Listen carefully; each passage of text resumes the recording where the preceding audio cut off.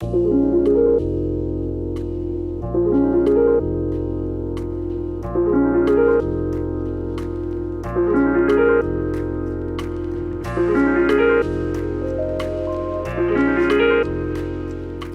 69 was the first race I attended, and now after 50 years and my 51 Grand Prix, which will be in Monaco, I have to say that was a very wonderful story, like becoming really the dream becoming reality, because I always dreamed to be in Formula One. I sent the drawing to a magazine, and the magazine published the drawing, and they say, by coincidence, Mr. Piola, in 20 days' time there is the Monaco Grand Prix. Do you want to go there to cover the technical aspect of this race?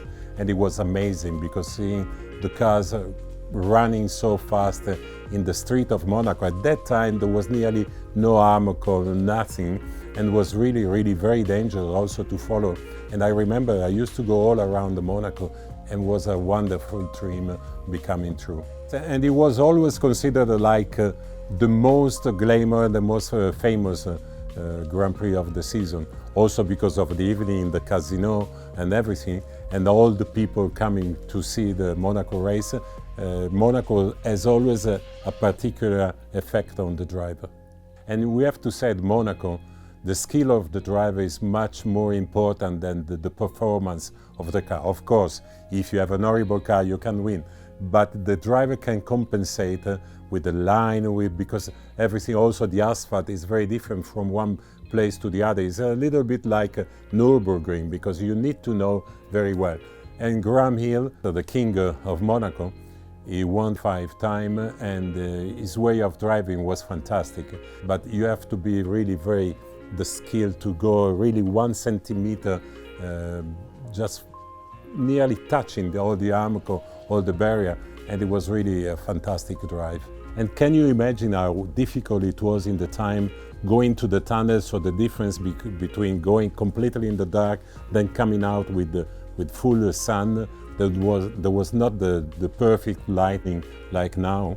At that time we could be nearly so close to the car because there was no restriction, no armor. I remember in the Mirabeau going down, I was on the inside, and I remember Joe Siffert with a BRM came, and I did the picture with a wide angle, and you see my shoes and 40 centimeters far away the rear wheel of this BRM. In 1970, in the last hairpin, just before the straight line, I was there, just there in the moment that Jack Brabham went long and hit the barrier. A fireman or a policeman wanted to help him, trying to push him. In that moment, Jack put the reverse, and the policeman or the fireman fell off on the front wing. So Jack Brabham could start, because there was the legs of this poor man up in the air.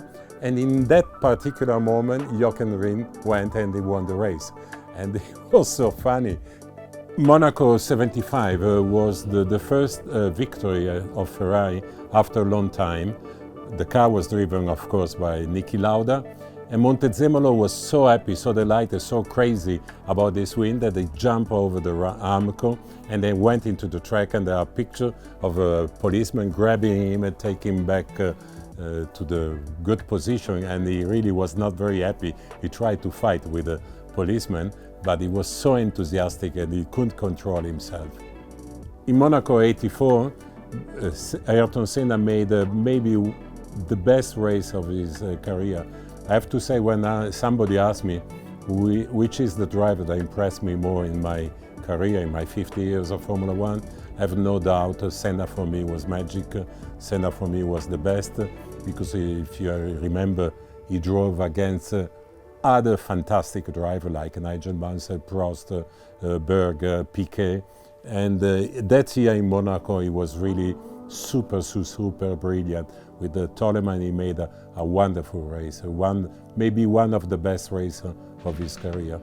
Monaco was also the place with the craziest solution, because due to the fact that it is a low-speed circuit, and the aerodynamic efficiency is less important, but you have to put everything you can to create downforce. We saw in the years very strange solution, like a Ferrari with the T4 79 with the front wing very small and the rear wing wide and on top of the real axle instead of being overhang.